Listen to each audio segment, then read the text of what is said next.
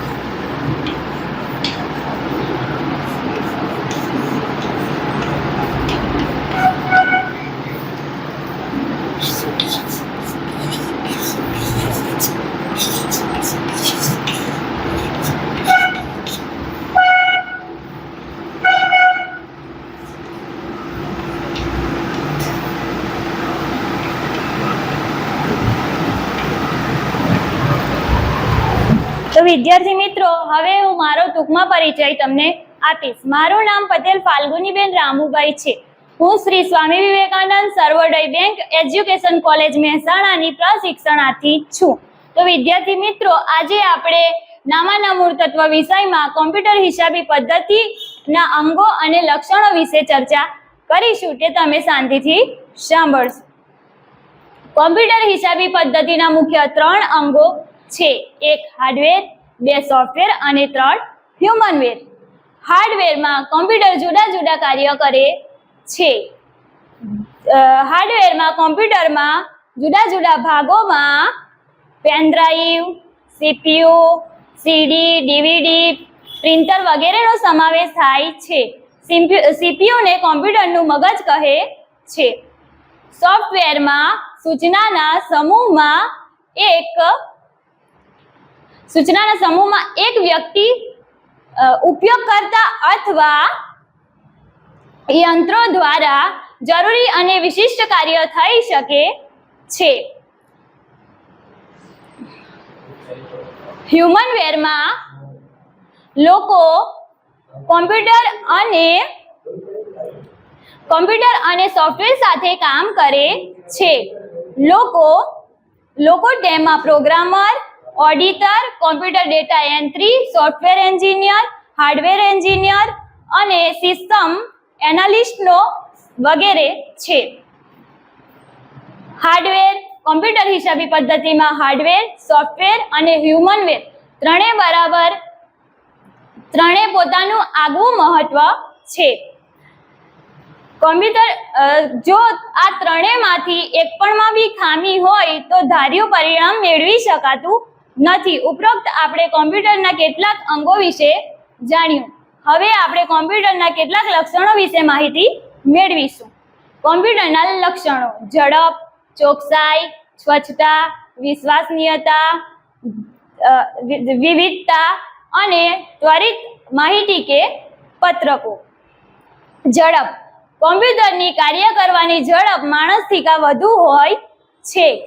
જેમાં ઉદાહરણ તરીકે એક વ્યક્તિ એકાઉન્ટ નોંધે છે, તેમાં ખટવણી કરે છે, કાચું સરવૈયું તૈયાર કરે છે અને પાકું સરવૈયું તૈયાર કરે છે, તો તેમાં વધુ સમય જાય છે. અને કોમ્પ્યુટર દ્વારા હિસાબો કરવામાં આવે ત્યારે ઓછા સમય દરમિયાન કાર્ય થઈ જાય છે.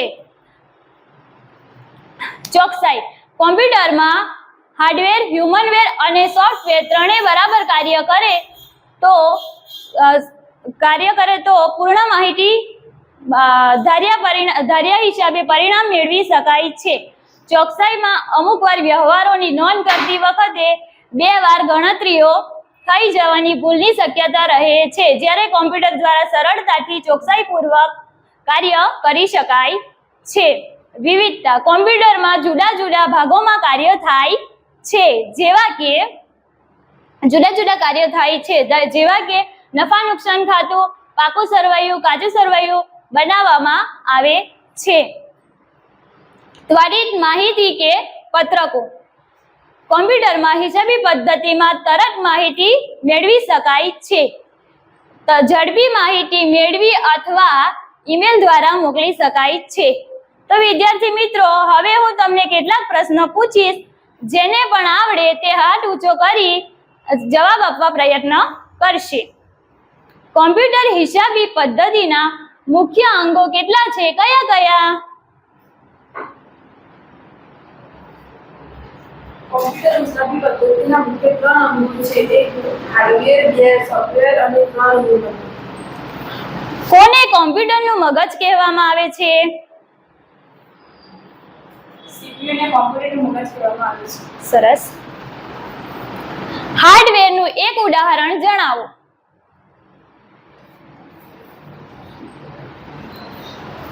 હાર્ડવેરનું ઉદાહરણ આ પ્રમાણે છે: કીબોર્ડ. સોફ્ટવેર સૂચનાના સમૂહમાં કોના દ્વારા માહિતી મેળવી શકે, કોના દ્વારા જરૂરી માહિતી મેળવી શકાય છે?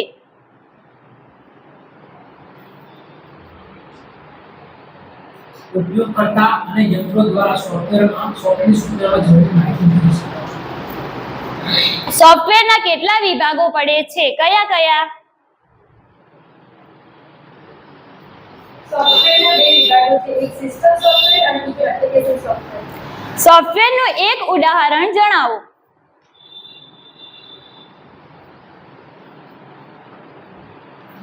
સોફ્ટવેરનું ઉદાહરણ વિન્ડોઝ 7 છે. હ્યુમનવેરમાં લોકો કોમ્પ્યુટર અને બીજા કોની સાથે કાર્ય કરે છે? હ્યુમનવેરના લોકો કોમ્પ્યુટર અને બીજા સોફ્ટવેર સાથે કામ કરે છે. હ્યુમનવેરમાં સમાવેશ થતો કોઈ એક ભાગ જણાવો.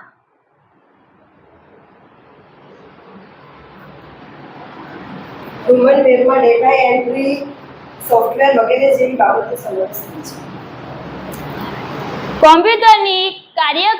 કોમ્પ્યુટર કેવી રીતે ઝડપી કાર્ય કરી શકે છે?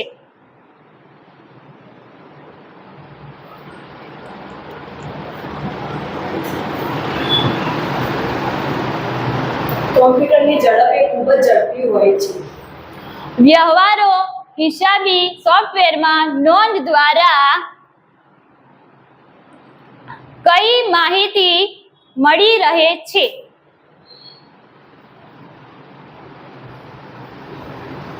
વ્યવહાર હિસાબી પદ્ધતિ દ્વારા કાચું સરવૈયું, નફા નુકસાન ખાતું, કાચું સરવૈયાની માહિતી મેળવી શકાય છે. કોમ્પ્યુટર દ્વારા ઝડપી શું મેળવી શકાય છે? કોમ્પ્યુટર દ્વારા માહિતી તરત મળે છે. પત્રક અથવા અહેવાલ ઝડપી તૈયાર કરી શકાય છે.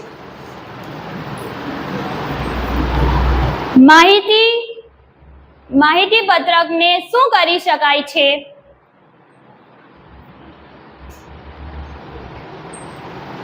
માહિતી પત્રકને પ્રિન્ટ કાઢી શકાય છે. Thank you.